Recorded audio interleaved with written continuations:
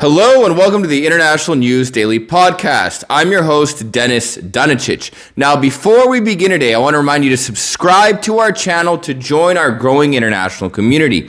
In addition to that, at the end of the video, I want you guys to comment what you think, your opinions, your feelings, and your thoughts on the situation we're talking about today. So let's get right into our story, which is concerning the Afghan refugee crisis. Now, we have extensively covered the situation in Afghanistan since the United States withdrawal on August 15th on our channel. And if you look in my Middle East playlist, you will find countless videos on what has been happening there.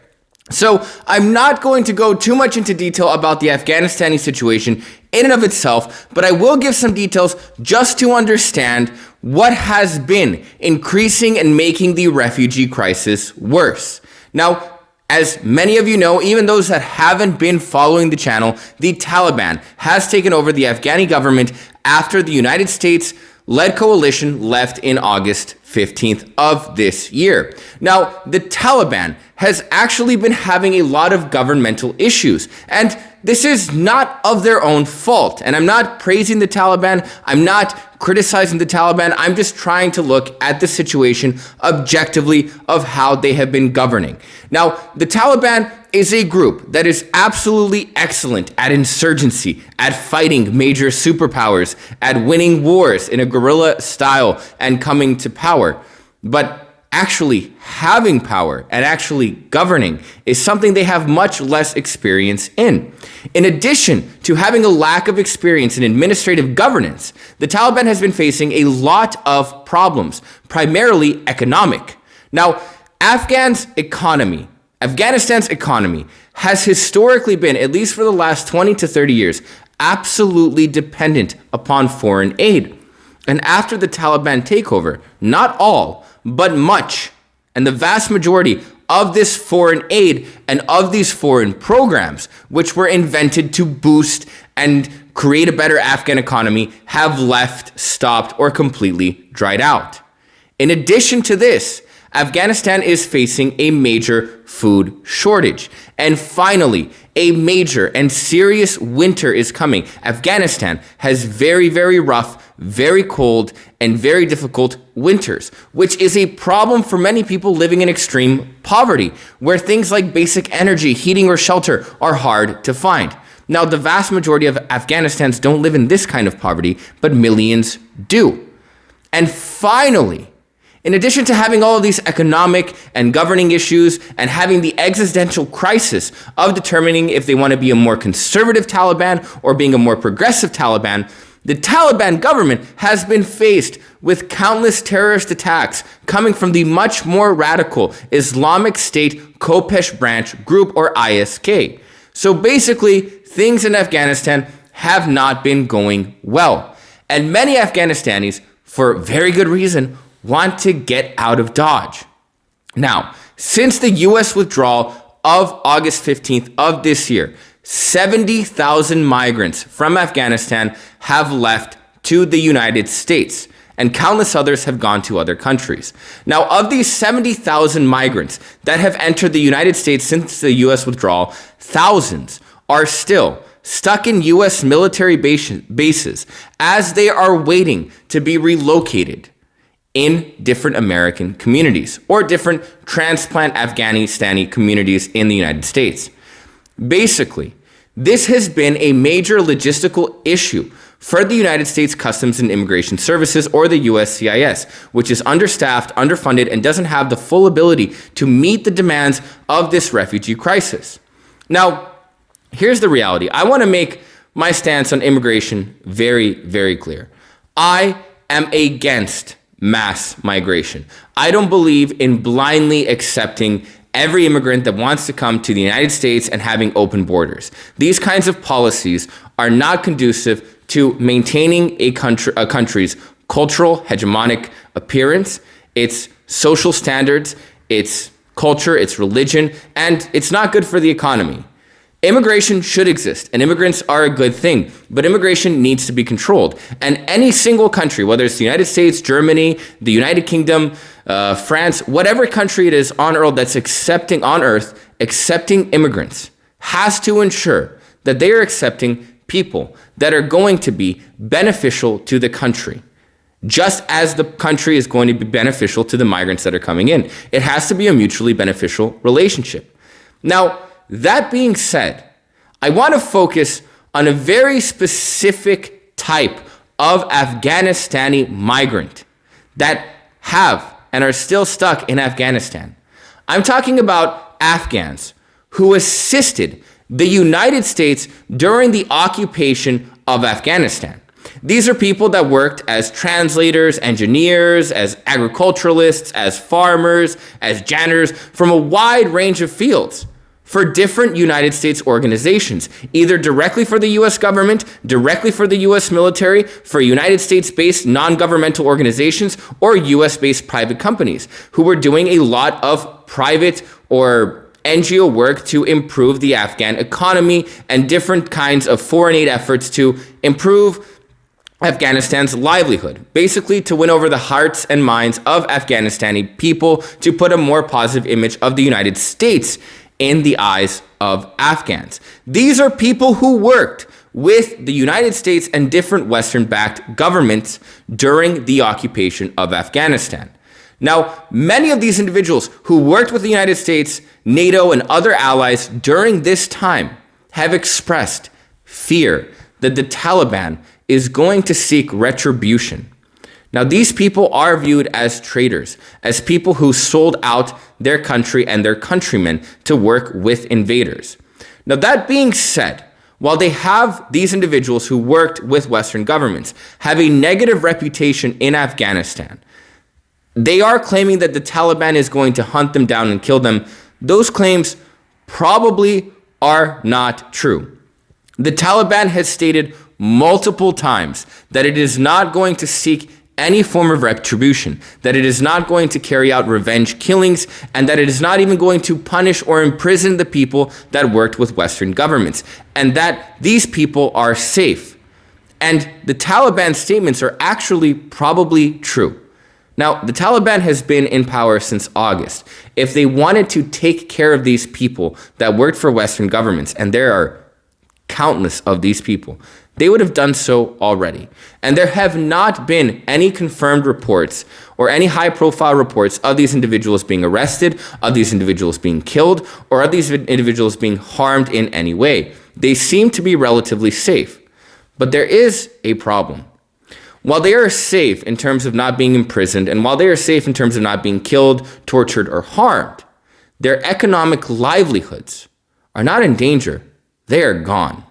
These are people that were, for some of them, their entire lives, for decades, working for either the United States or other Western-backed countries, groups, governments, militaries, NGOs, different organizations from Western countries in Afghanistan.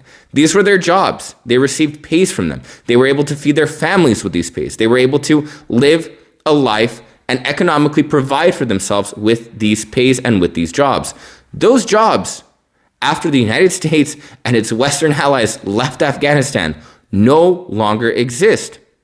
And these individuals have become, in many communities in Afghanistan, complete pariahs. They have no professional future. It's very difficult to find a job when many people in the country, including your own government, view you as a traitor.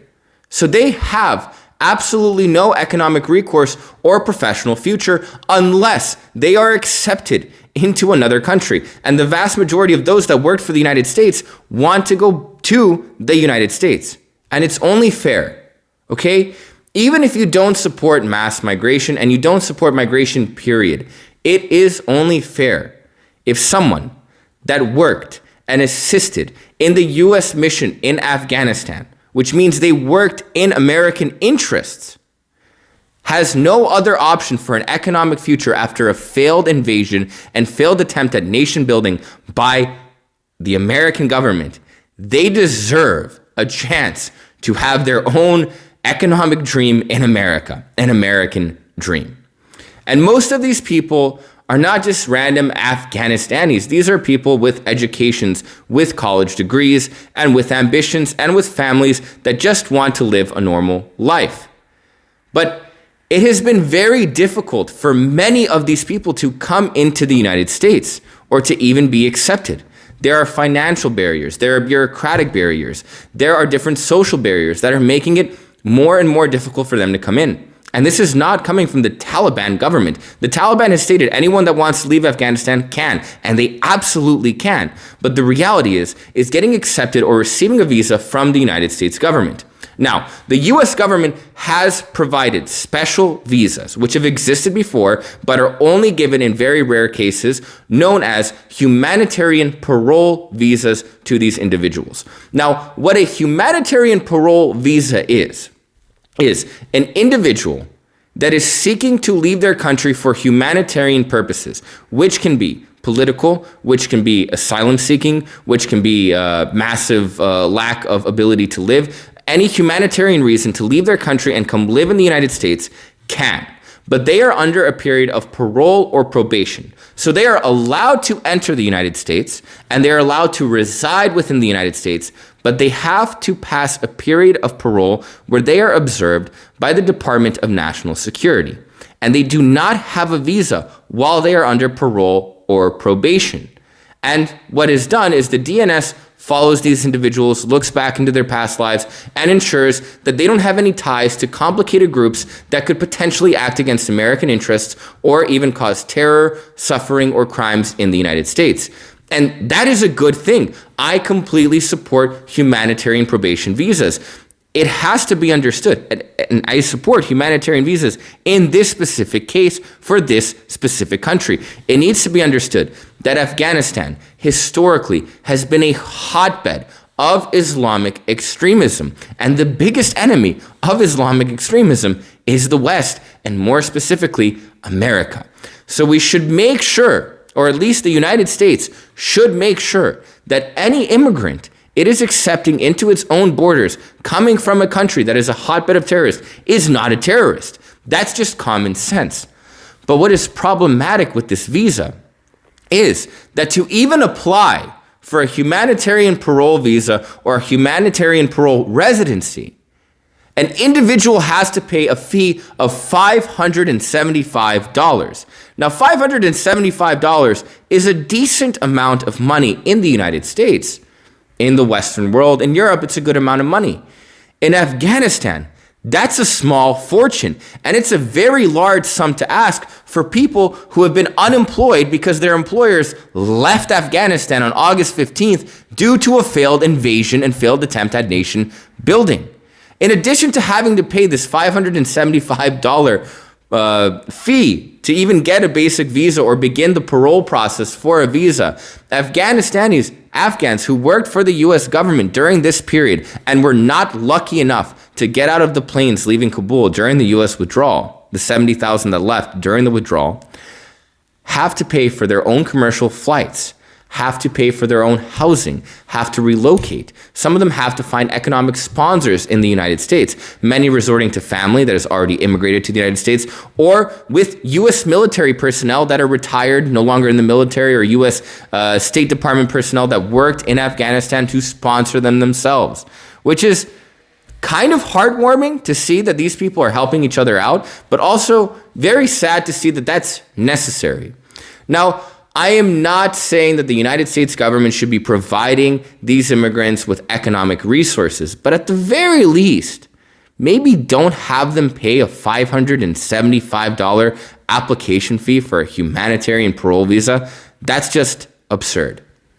Now, I want to do the last segment of this report about what life has been like for the Afghans who have already immigrated to the United States. Now, as I mentioned, since the U.S. withdrawal from Afghanistan on August 15th, 70,000 Afghans have moved to the United States. And as I previously mentioned, thousands of them are still in military bases waiting to be relocated.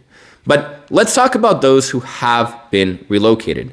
According to the US Census, which was done before the US withdrawal, the vast majority of Afghan immigrants, live in California or around the national capital of Washington, D.C. The county with the largest amount of Afghan immigrants is actually Sacramento County, California. And most Afghan immigrants, refugees, migrants, asylum seekers, whatever word you prefer to use, prefer to live in bigger cities, larger cities. The reason why is, one, because there's more economic opportunity. Obviously, that's the first thing that just comes to mind. But in addition to this, larger cities have mosques, so they can still follow their religious practices, and they can find halal butchers, so they can eat according to their religious mandates. And many Afghanistanis who have been interviewed that have migrated to the United States since the US withdrawal have actually said that they're living a relatively positive life, that Americans have been very accepting of them, that they're able to put their kids in school, that they're able to sign up for things like healthcare, that they've been able to find work and some of them able to go back to university. And even those with university degrees have to completely redo college because most American companies do not recognize degrees from Afghanistan, and probably for good reason. I'm not saying the education is not as good, but it's not as good compared to an American degree. So many of them are finding themselves in the United States. They are receiving educations, they are working, and they are integrating into American communities. These people are not terrorists. They're not a threat to America. They are not a problem to America. Now, I don't support every single migrant coming into the United States, but I do support those who are beneficial to America, and especially those who worked for America in the past. And there's a reason for this. I was not born in the United States of America. I, like my parents, am a refugee. I was born in Western Bosnia, in the city of Bihać of Bosnia and Herzegovina. When I was born in the middle of the Bosnian and Herzegovine War, which lasted from 1991 to 1995. It was a terrible war that ended in a lot of deaths and where genocide and ethnic cleansing occurred. After the war ended, the killings may have stopped, but many people were displaced. And my family left Bihać, Bosnia and Herzegovina, in 1997 because of ethnic tensions. Our lives probably were not in danger. We probably were not going to be killed, but the reality is because of the ethnicity of my father specifically, we had no economic future in that country, and we had to leave. And America accepted us. My father was an educated individual who had a degree in engineering, and he pursued a career in engineering in the United States. My mother has also pursued a successful career in the United States, and they have achieved their American dream. And they are law-abiding, tax-paying citizens of the United States, just like myself. Now, I have actually moved back, and I live in Europe, but America gave me a great opportunity, and it gave me a better life. But I want to make one thing very clear to people that are against immigrants. No one wants to live in anyone else's home. My family, just like these Afghans who want to leave Afghanistan, don't actually want to leave their country. They fucking have to. No one wants to live in someone else's home. And growing up as a refugee myself, I met many other people from Bosnia, from Serbia, from Croatia, who left for the United States during or before or after the war. And none of them actually want to live in America. The reality is all of them want to live at home. We all want to eat our traditional food. We all want to have our traditional drinks. We all want to be with our families. We want to be around our own culture. That's what immigrants want. But it's not possible in their own countries. The economic opportunities available in the United States don't exist in countries that are completely shattered. And most of these migrants, whether they're Afghanistani, whether they come from Latin America, no matter what country they come from, eventually want to move back to their own country. But they want to live in the United States to at least have an economic opportunity to build a good safety nest and a good life for themselves. So the purpose of this report was to explain migration from Afghanistan, and also to ask the people that are watching this and viewing this to understand that you should at least try and be a little bit more accepting of immigrants and refugees. If I didn't tell you that I was an immigrant, you probably wouldn't know based on my accent, my behavior, and the way that I look. The reality is anyone can end up a refugee one day, and no one wants to, but sometimes they just have to. But that's my opinion. Let me know what you think. Comment what you think. Comment anything you want. Let's have a discussion. Let's have a debate. Let's talk about the topic of immigration in general, not just from Afghanistan. And also let me know what you think the future of Afghanistan is. I thank you for tuning in, and I'll see you next time.